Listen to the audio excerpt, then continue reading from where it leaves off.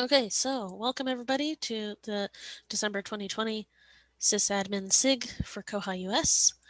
I'm running the meeting today, but have to leave at 9:30. As I was saying before we turned the recording on, last week, it does feel like it was only last week, but last month, Ed mentioned that he wouldn't be able to run the SIG anymore. I volunteered to do it. I'm going to send out an email about moving the time since I have a meeting that overlaps with this one for now. So watch for that if you're on the SIG mailing list. I don't have a lot specifically for sysadmin stuff today. We got a test server, so I'm very excited about test server things. That was like last Wednesday, I think, was when it finally got set up. There was some delay. And so we have a long list now of things to test from the new update because we updated to 2005. We're an early adopter. And we have a bunch of stuff that we were kind of like, let's wait to try that until we've got the test server. And so our next meeting is just going to be like trying all the things. And we're also testing PayPal, but of course everything's in maintenance right now on PayPal.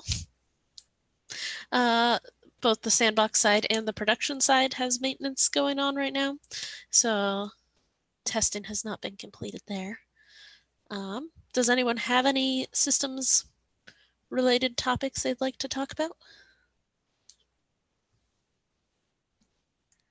So we're actually going fines free pretty soon, and I was testing something out. I've got a test running, but I'm not sure if I'm just wasting my time or not. But what we're trying to do is get it so that person is, if anybody has anything that is overdue, they can't check out, but we don't want them to accrue fines. So what I've done is set several items to have no fines in their circ rules, but I have given them a 14-day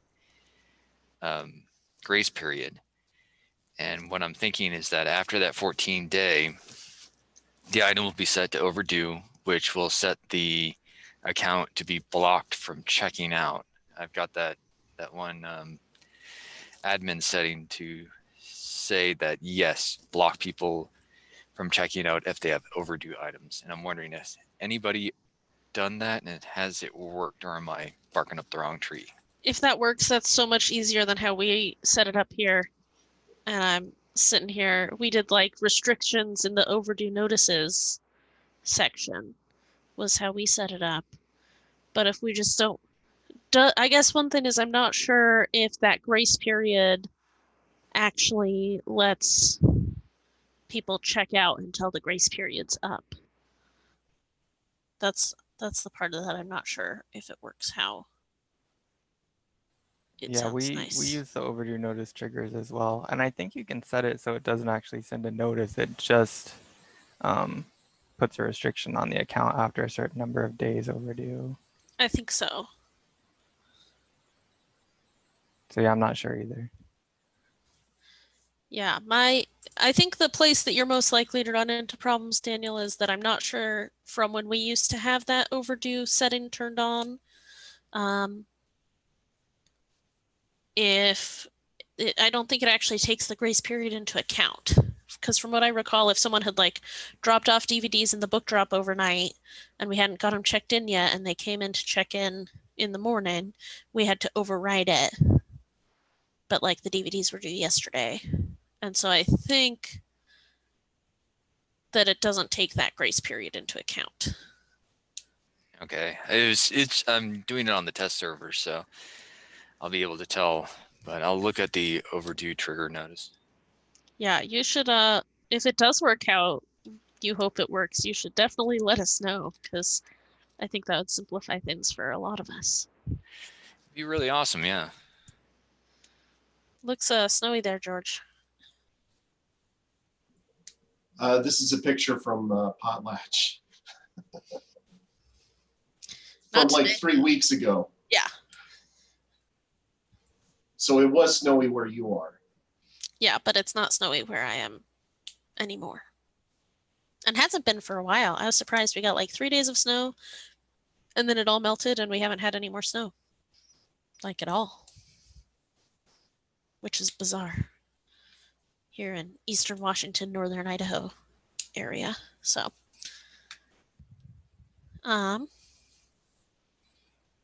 okay, so Daniel, yeah, report back about if that works. Any other systems things people would like to talk about?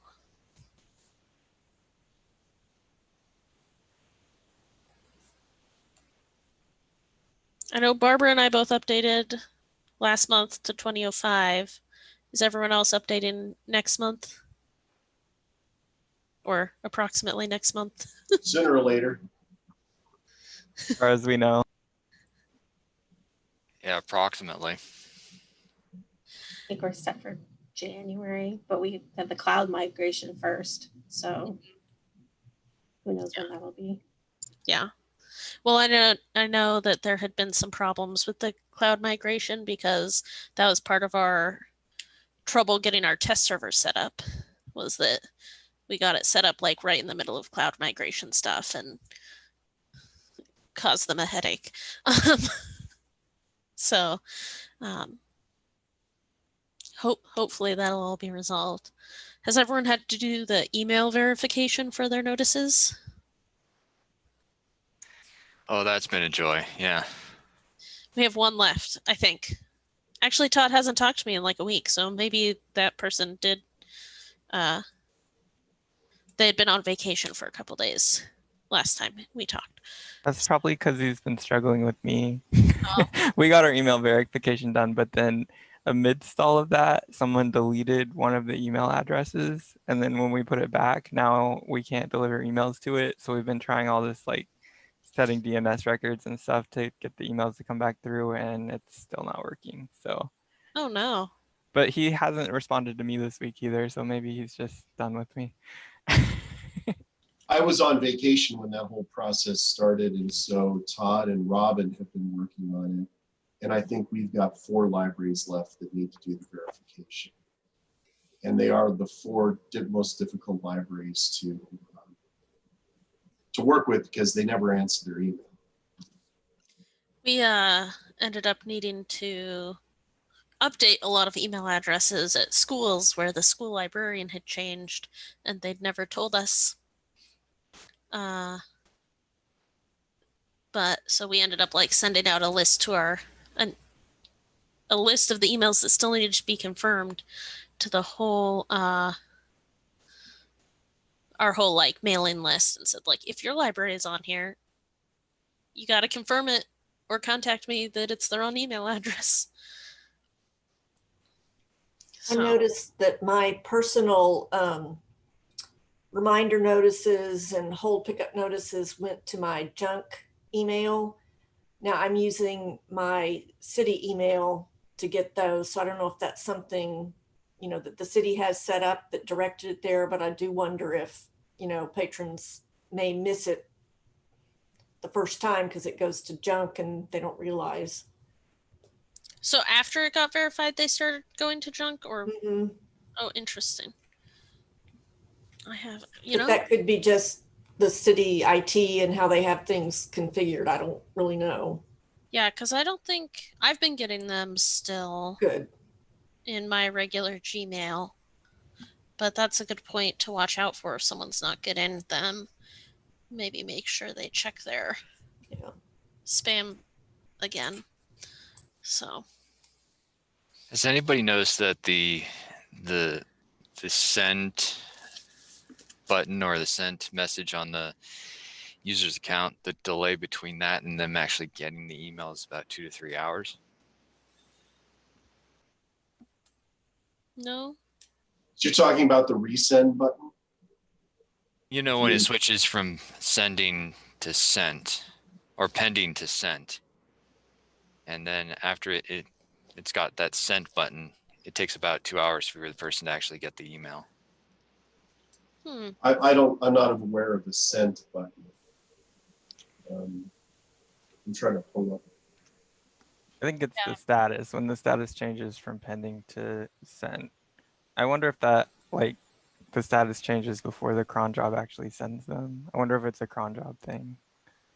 Or your mail server thing too. Like it could send them, queue them up, and then it just sits there. We've had that problem before. We're not like the rest. We have our messages only going once a day. So they're queued up for, I think they start at 8 in the morning. So we send them between 8 and 1 p.m. So it just takes so long for all the messages to go out. Here, I can check. I got one yesterday. So I can see when I got it and when Koha says it's sent. So I got it at 2:59. This is a overdue notice, or a going to be due soon notice. I got it at 3 a.m. Well, 2:59 a.m. And it says time created was 2:32 and then sent at 2:46. So like a 13-minute delay between when when it says it sent to when I got it. Which, especially with how many emails are going out at that time, not surprised. And you're only going to see that difference between the time the message was created and the time sent if you've been upgraded. Yes. Yes. Otherwise, it'll just be time created. Right, there's just a time, the existing paradigm is that the timestamp is just, there's just one timestamp and it just keeps getting updated. But now there's a new field for time created versus time sent. Time created, time sent, status sent. Also, it sorts wrong right now, though I think that's been fixed in the first like dot or one of the more recent like 2005 whatever's after whatever we're on 06, I think. So hopefully people who update next month will just have that. So yeah, it might be a email server issue if you're having a bigger delay, or a issue on their end if it's like a specific patron.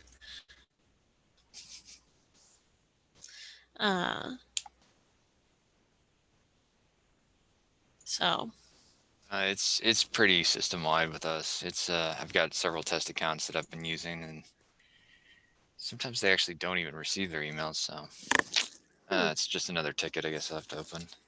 yeah. How often is the message queue set to be delivered in your system? I think it's just as soon as they're generated. I think It depends on the message. Most of the messages are, we have our holds queue set to be delivered every 15 minutes. All right. yeah, that's what we do too for our holds queue. And then some of the messages are only generated at a specific time of day, like the lost, overdue, and lost notices. But most of the messages, like when a hold arrives, the message gets put in the message queue, and then it's not going to be actually sent to the patron until the message queue is sent, which we have set up to happen every 15 minutes. So that might be a question to ask if you're with Bywater, to ask them is how frequently does our message queues?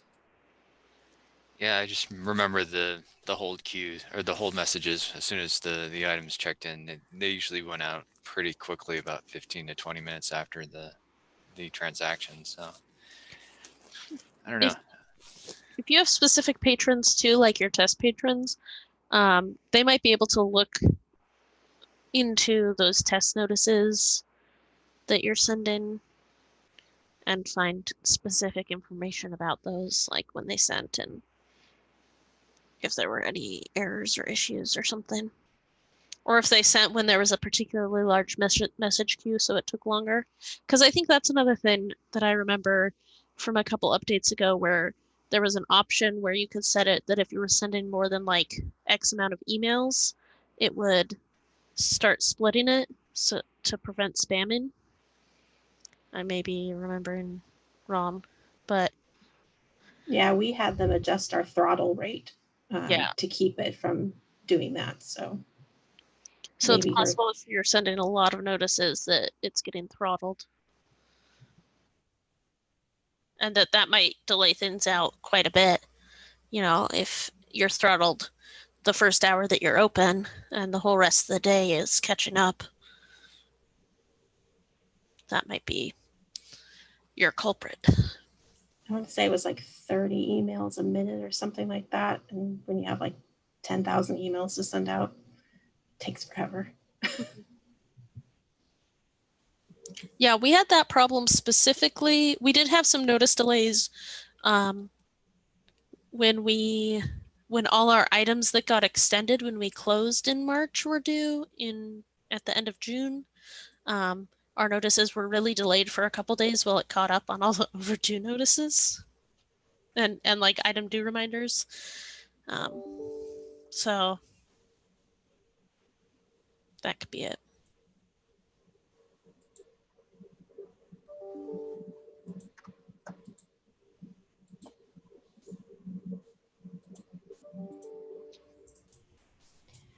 I've got a report for the message queue that I'm trying to tweak that I'll share in chat in just a second.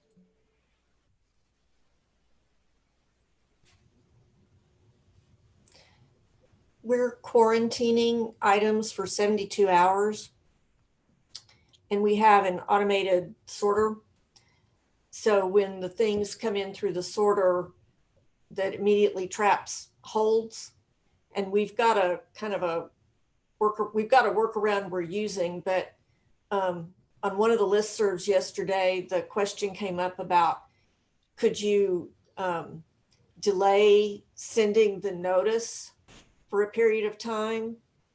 And there is a way to do that in template toolkit, not delay the notice, but put language in the notice that says, you know, like your item will be ready in 4 days. And we chose not to do that because we don't think our patrons will pay any attention to that. But does anybody think it would be a good idea to have some kind of setting that you could actually delay sending out notices like in this quarantine situation? Yeah, we changed our overdue notice settings. It was like, I want to say like 3 and 10 days. And we pushed that out to like 5 and 12, I think. So, you know, give it a couple more days for quarantine, but that's the only thing we've done. But I agree. I think having a notice adjustment where you can pause it. And this would really, I think, mostly be just for holds. Because once you check it in at its location, you know, you're generating a notice. So we've got a workaround where we actually established another library within our single library, and that library is our pickup window. So when it comes through the sorter, it's coming through Bedford, but we're forcing all of our patrons in the OPAC, the only choice they have is to pick up at the pickup window. And so it gets checked in, it has a hold, but it's at the wrong location. We print the slip at that point, it goes into quarantine. And then when it comes out of quarantine, we check it back in, but we use the pickup window as the check-in location. And then the notice gets sent. And it works. But it takes more time and there's staff error involved in it. In the chat, Daniel said we're trying to move users over to email, but phone is still the most preferred method of notification. And Stephanie said we as well. Daniel, a significant number of our patrons don't even have an email listed still. Yeah. Myra, I don't know if this is even in this, you know, we're relatively new. We're new as of the beginning of this year. And then, of course, we went shut down. And so a lot of stuff is not even still really working the way we want it to be in our system. But when we went into quarantine, we also quarantine actually longer than you do. And, you know, Bywater set up for us a quarantine status. So our holds don't trap until they come out of quarantine. So that kind of means that we don't have to worry about the notices. Like when they go into quarantine, nothing is trapped. When we want them in again out of quarantine, that's when the holds and other things are trapped, and that's when everything starts generating. So that kind of means that we don't even have to deal with any of that happening at the time of check-in. Yeah, I think the idea of Barbara. a delay is a good one. I mean, even pre-pandemic, we would have issues where patrons would come in and say, my hold is here, and it was just checked in 20 minutes ago, and we haven't had a chance to get it out on the shelf for them yet. So I imagine that time period is going to be very different for everybody. It'd be nice if libraries had an option to set that period, kind of like the cart feature, the recently returned. It's like, how long is it going to take a recently returned item to get to its regular place on the shelf? How long will a hold take to be ready for patron pickup? If there was an adjustable system preference for that, and it would send the notices based on that, and as well as reflecting the status in the patron's account, I think that's a good enhancement. I would almost want to see that in like the notice templates. That way, that since those are already customizable by branch, you could also set your delay there. Yeah, so like if your school libraries idea. didn't want to delay at all, then they could just leave it at 0. But if the public libraries who are maybe checking in further away from the circ desk or from wherever the holds are being stored, want to check it in separately, or if one library is quarantining because their cases or quarantining longer because there's like a higher caseload in their area, things like that.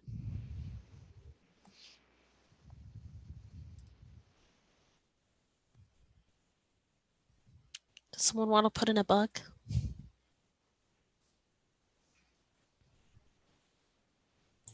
I'll take a shot at it.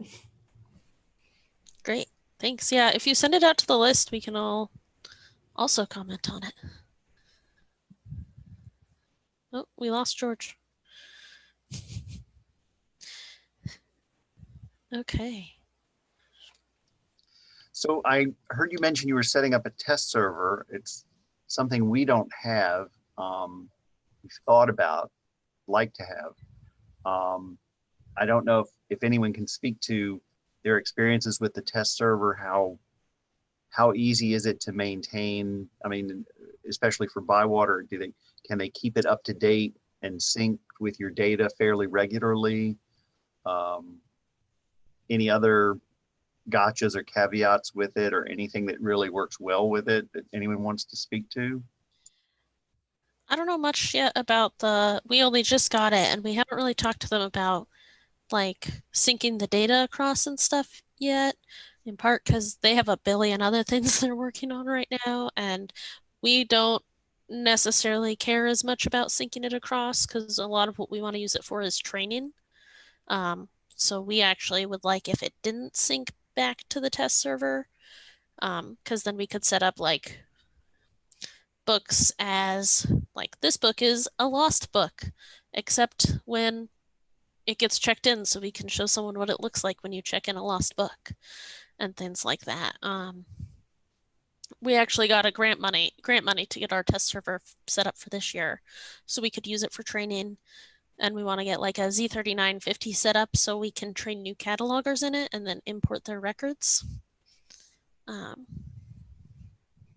We love our test server because you can get in there and play around and do things and see what it might look in the OPAC or the staff client and see how bad you messed it up before you actually put something out there that's, awful or break something.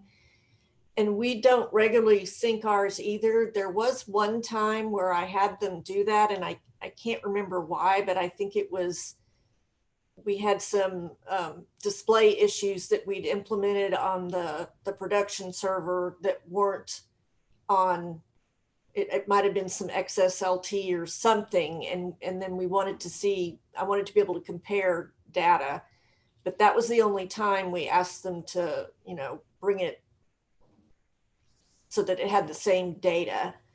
And yeah, we don't really worry about that too much either, but it's really great to have one.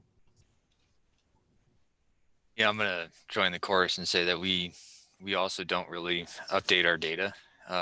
Just having that old stuff in there is actually pretty good. It's helped us out in some cataloging issues.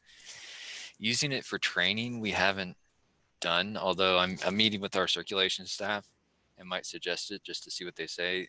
We self-host this server, and it's a little bit slower than production, and I think it's just the juice that our IT department gave to our test server. So it still does what it does, and I use it mostly for testing out jQuery and learning template toolkit. That has been really helpful, and trying out new circulation rules. But I did ask them to update it, and they were pretty quick on getting our data loaded in there, and they also are very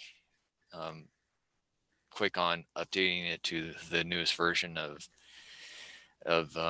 Koha, like a couple of weeks before we go live with the new update on the production server. So overall, it's been kind of a godsend. Yeah. Yeah, if we had had our test server before we upgraded to 2005, we wouldn't have upgraded to 2005 because of the problems that we've run into with specifically our very weird setup for the way that we're having some libraries be closed and some libraries be open, and not all of the libraries are doing transfers to all the libraries that are open. Like there's kind of two groups of transfer groups right now. And so we were using the branch transfers table, which did a really good job at like saying you couldn't place item level holds on items you shouldn't be able to place holds on because you weren't getting transfers, things like that. None of that worked after the update unless you turned on the new local holds group setting. And it turns out local holds groups don't know how to deal with the holds queue, or the holds queue doesn't know how to deal with local holds groups. So when you have holds groups turned on, you can't use the holds queue. So we have to use holds to pull, which doesn't tell us which items won't. It'll give us lists for items we're not transferring to, libraries we're not transferring to, and things like that. So that's been real exciting. And there's a patron for it, and they're talking about it today at a meeting about when we might get it pushed onto our system because it's signed off but not through QA yet. Although I think someone was trying to QA it this morning, so hopefully soon we'll get that fixed. But yeah, we wouldn't have upgraded. All that stuff's part of our test plan. So if we'd like had our test server updated first, we would have found that and reported the bugs and then said, please don't update us until this is fixed. So I'm looking forward to that for future updates. Yeah, I think we're mainly looking at it for the idea of a test bed for new versions, test bed for system preference changes, loan rule changes.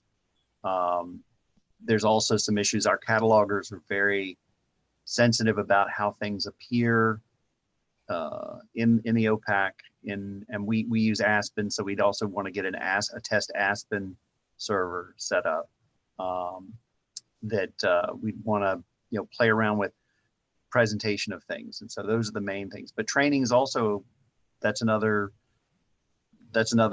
important use we could throw into the bag with it too. Well, thank you all for your comments on that.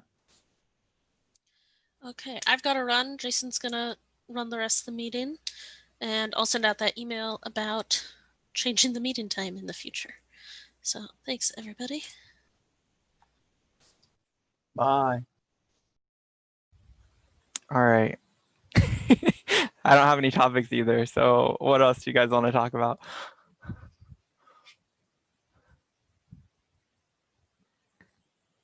It can be anything. This is system administration, but that covers everything, right?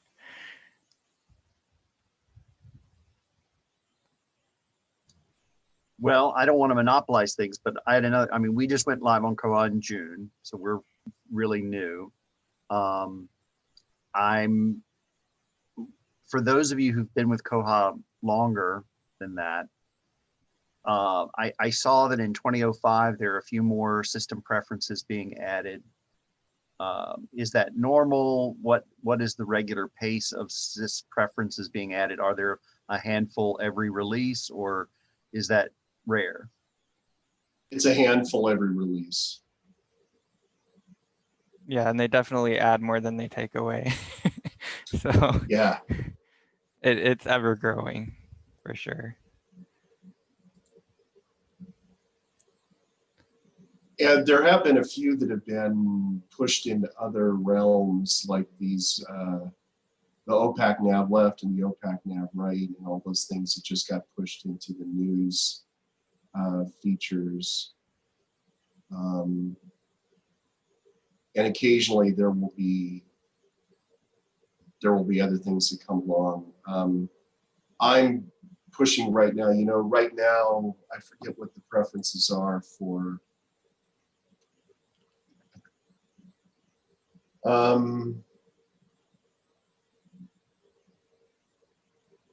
min password length and requires strong password.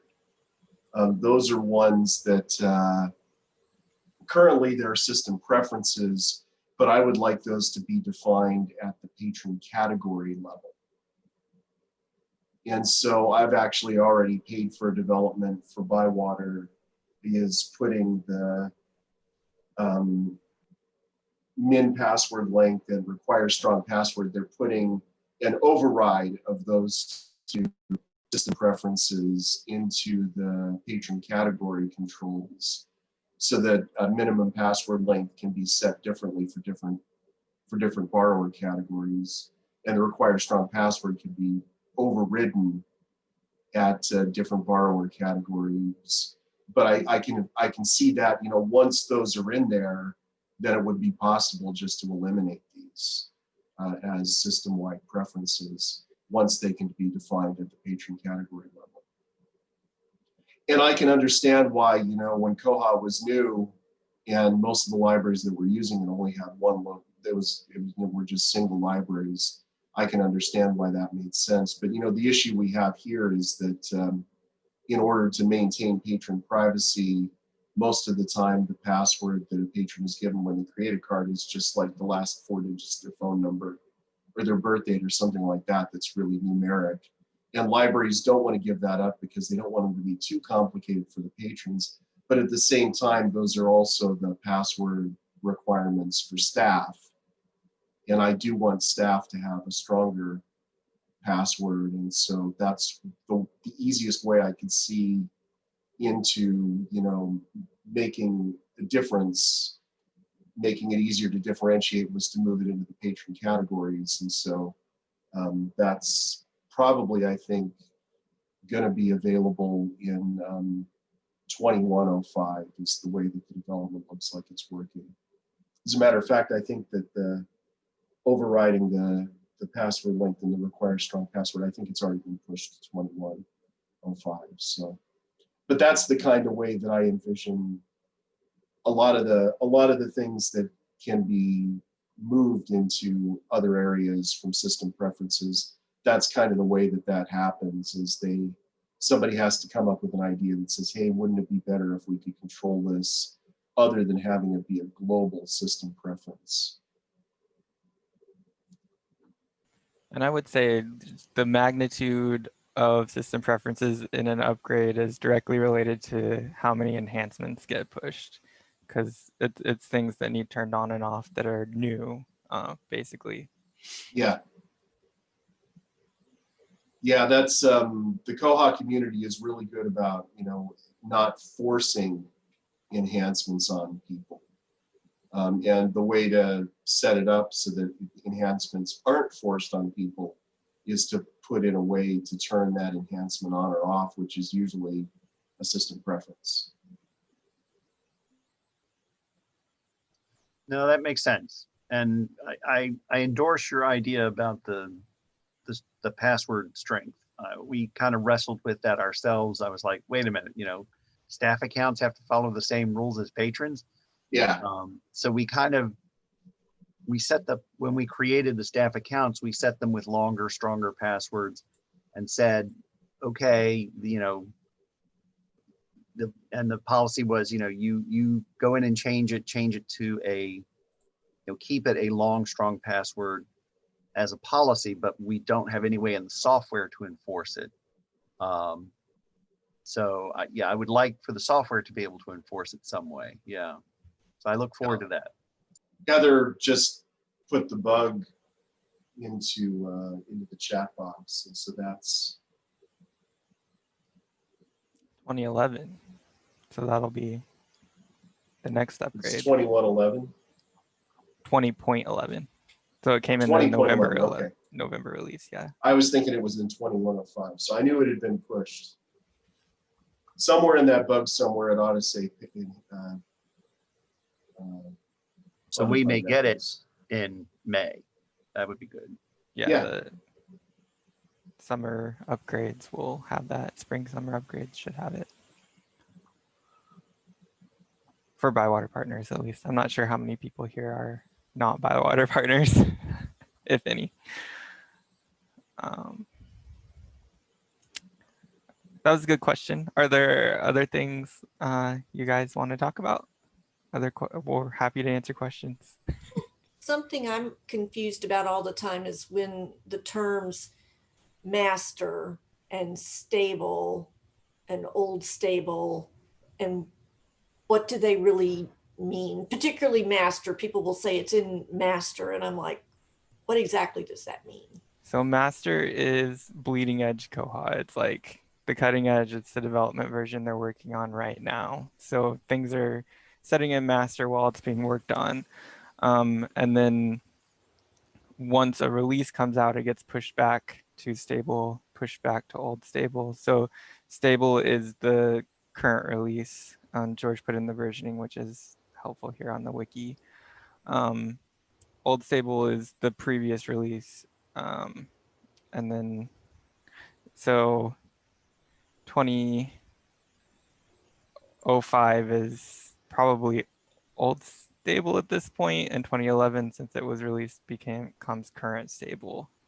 And then there's old stable that gets maintained if someone decides to maintain it. I'll let George chime in here.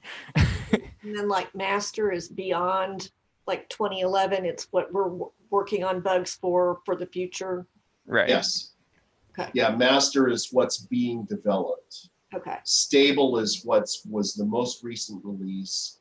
Old stable is the version before that, and old stable is 2 versions behind stable. And Bywater keeps its customers on old stable generally. Okay. And the reason for that, when I started working with Bywater in 2012, they were putting everybody on stable as soon as stable was available.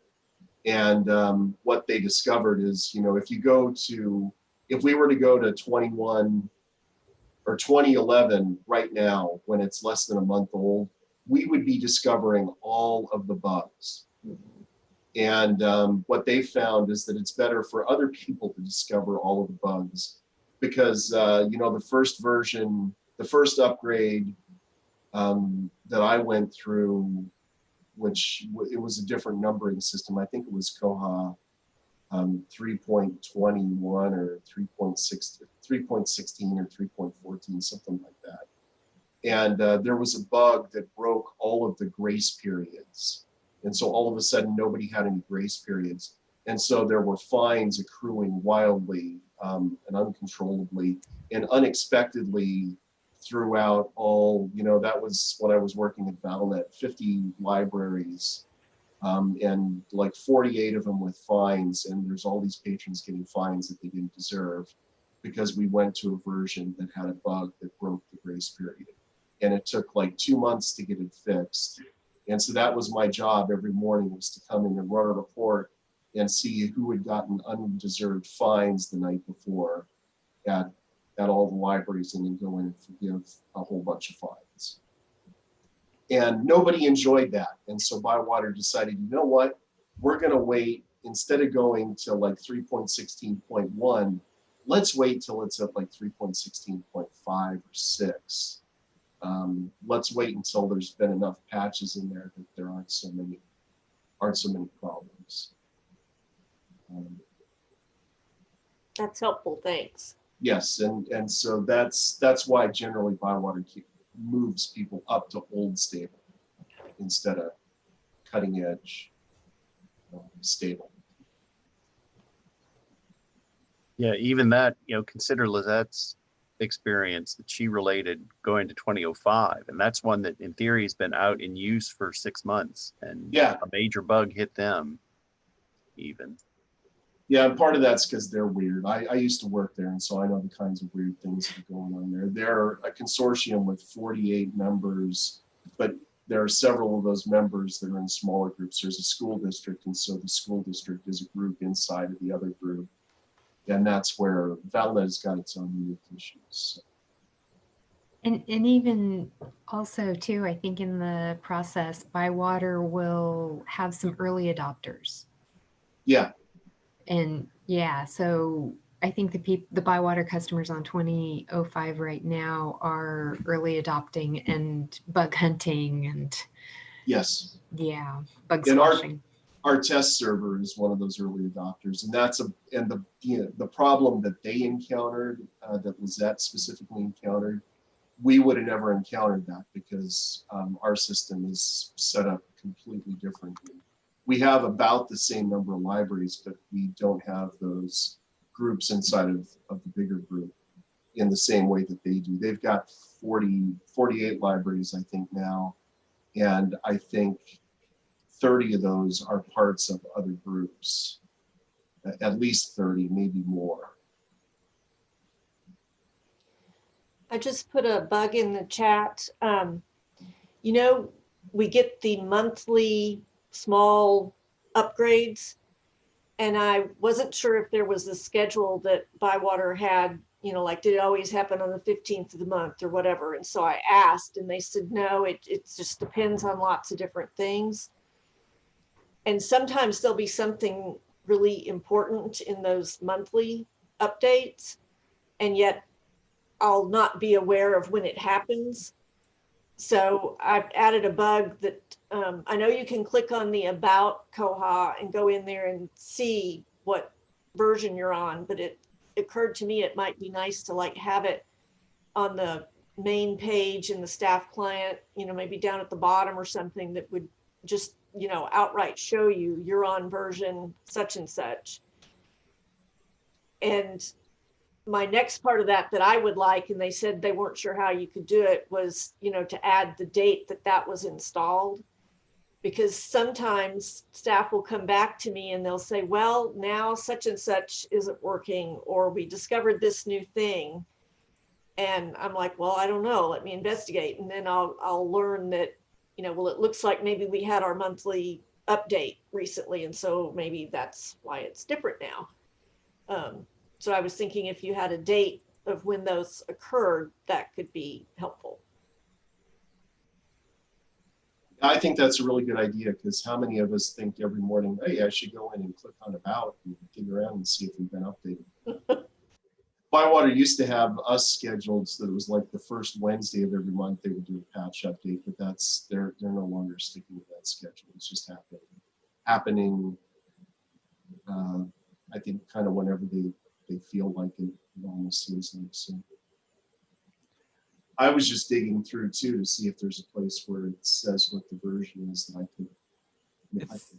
It's in the page source. I don't know if we. Yeah, can I'm looking at the page source right now. pull from the page source. I have some PHP that I used to have run on our website that pulls the version number from the OPAC and then imports it onto our website, but I got in trouble for that because it's PHP, so I don't use it anymore. But it still seems to work. I can post what it looks like there to everyone and not Lizette, since she's not in the meeting anymore. So it checks if the system's up, and then it tells you what the current version is. So I don't know if it's possible to do something like that in the staff client with jQuery or something, but that could be a workaround until the work gets done on a patch. You know me, jQuery was my first thought. Oh, oh, I bet if there's a place I can grab it from, I can stick it in there. Yeah. And I know I saw something like that in one of the non-Bywater Koha demos, like BibLib, or I'd have to go back and see. But I remember seeing they had it up on the top of the screen and they had the version number, and I'd have to go and dig and see who that was and how they did it. Is it recorded in some sort of system log? No. I don't know Yeah, if it's. If it was in a database table somewhere, it would be easily pulled out, but I don't know where that would be. Yeah, I'm looking at that right now. So.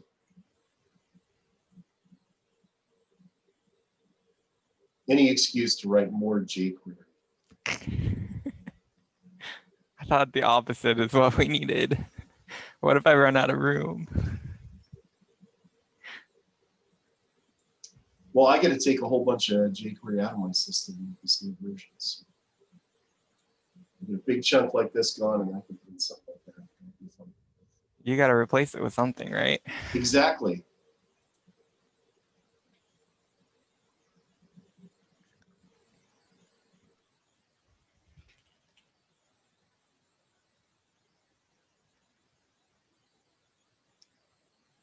Now I've got no idea where to get this. It's a good idea, though. Thank you for writing that bug, Barbara.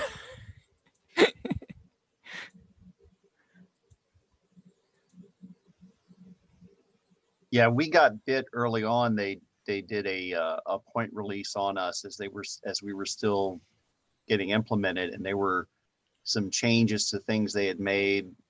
I'm not exactly sure what, but apparently it had not been put into our what they called the canonical code for us. And so when they installed the point release, all that went away, and it was like, hey, what happened? And at that time, we had been told that whenever they update us, they would send us an email that they had updated. And we've since learned, no, that's only for the major releases, not those monthly releases. But at the time we were like, well, they didn't update us because we didn't get an email. So what's going on? And so that was an experience. But no, I think this would be a good idea to be, I have, while not every day, I do kind of regularly go in and check that about and look for, big red error messages or anything. But I think something that's more in your face, more obvious would be a good idea. I will say from a system admin point of view, it's nice. It's sort of nice having that being a mystery, because when something breaks, you can just be like, oh, must have been a point upgrade. I don't know when that happened. They don't tell me. So use that excuse quite often. Plausible So deniability. yeah. Does anybody else here introduce new features like in jQuery when there's also an upgrade? You can just say, oh, it's part of the upgrade. absolutely, I've done that. Yeah. It looks like the version number is in the system preferences table. The variable is named version. So yeah, it wouldn't be that hard to write some jQuery to put that on the page somewhere. And I can even write the jQuery so that it only shows it to me. Only shows it when I'm logged in. Some of us haven't really gotten into writing jQuery just yet, but good to know there's lots of options there. Yeah, there's a ton of options. Maybe writing that jQuery would be a nice topic for one of the koha-US Thursday videos. Yeah. It's an advanced topic because it would involve writing a public report or getting a report, getting the JSON values from the report, and then plugging that into a piece of jQuery. So Part 1, Part 2 series. it's Christopher and I are ahead on our videos. We're up through the end of December. And I can give you a spoiler alert. All these things that we've been doing lately are building towards a bigger thing. Season finale. Yeah, sure. It's a cliffhanger. I'm just thinking if that's an assist pref, then I can pull it out with the public report, and then I could push it over to my website, and I wouldn't get in trouble. Yeah. Great. Let me know when you guys figure that out. Yeah, it's in the system preferences table, and the variable is named version, and value is the current version. So.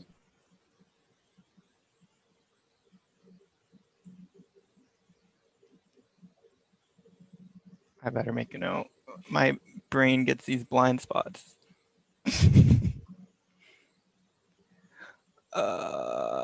Okay, what else? We've got about 7 minutes left. Anything else you guys want to talk about today? More burning questions or off-topic things? It's fine too. Cool things you've been doing. Things you hate about Koha.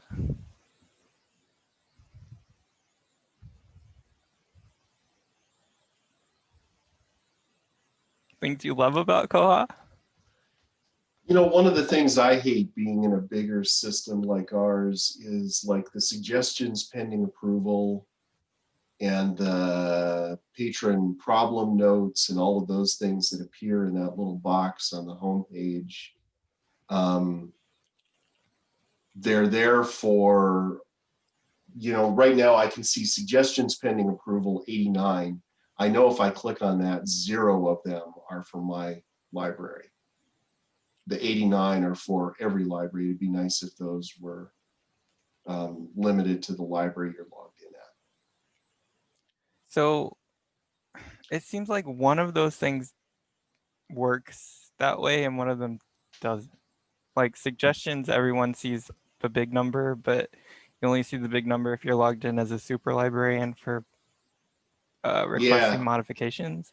It would be nice if that logic was executed consistently. Yeah. And I don't know if there's a bug for that, but it would be a good thing to write out and be like, hey, it works over here. It should work over here.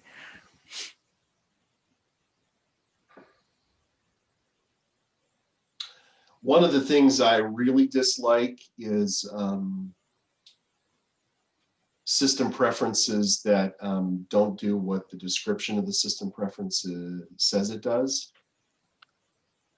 There's one of those that the developers keep messing with that it just kind of pisses me off every time they do. There's the one where it has to do with the patron name. I can't remember the name of the preference. Here it goes, hide patron name. And the options in the drop down are show or don't show the names of patrons that have items checked out or on hold on detail pages or the place hold screen.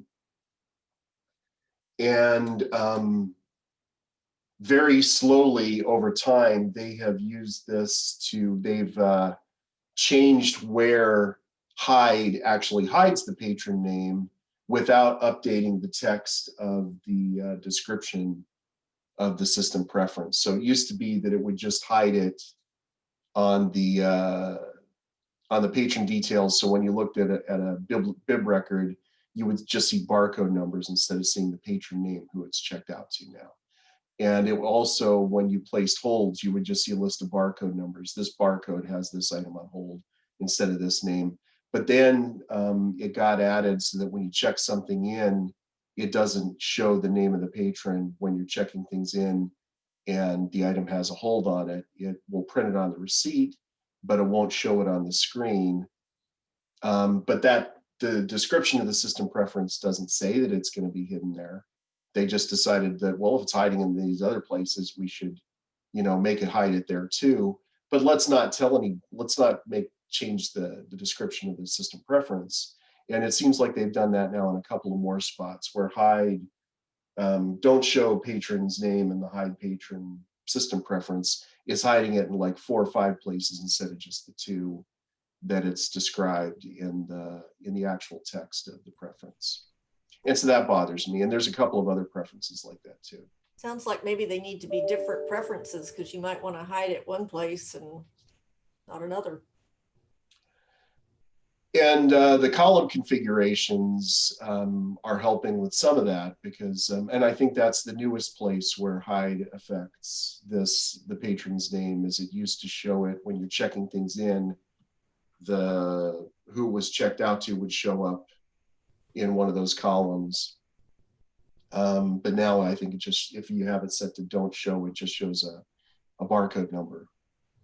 And so I don't disagree with the logic of, yeah, that should be, it's not a bad place to have that hidden. It's just that, you know, if you're going to make it do things that it wasn't designed to do, you should at least update the text of the preference to say, oh, this is doing this in more than one place now. Yeah, and I think when we discussed this, maybe it was at Web Dev, I'm not sure, but the idea of making that system preference like some of those other system preferences where it's a checkbox and you can say, Yeah, I want it to hide it here, but not here, would be a really nice solution. yeah. So there's my pissed off rant for the. And that brings us almost to the Yeah, end of our hour. I killed thank like you, 5 out of George. 7 minutes. If nobody else has anything they want to talk about, I guess we can wrap up.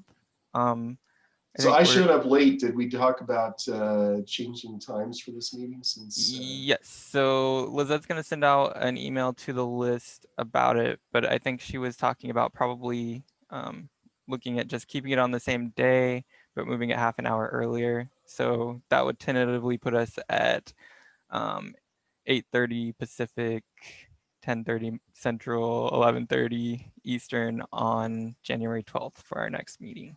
So, but watch the sysadmin SIG list for more info on that. I think we should set it up so that it's like at 5:30 a.m. Pacific. Then see who the diehards are. See who the people that really care are. You might have to lead it then, because I think Lizette might not show up. But sure. Yeah, we might be there, but we wouldn't be coherent. I'm not coherent that time of day either, so I don't know why I'm suggesting it other than to be spiteful to the people that live in the Pacific time zone. And on that note, thanks everybody. See you all later. Thank you. Bye. See you Everyone have a next good year. one. See you next year. Bye. Bye.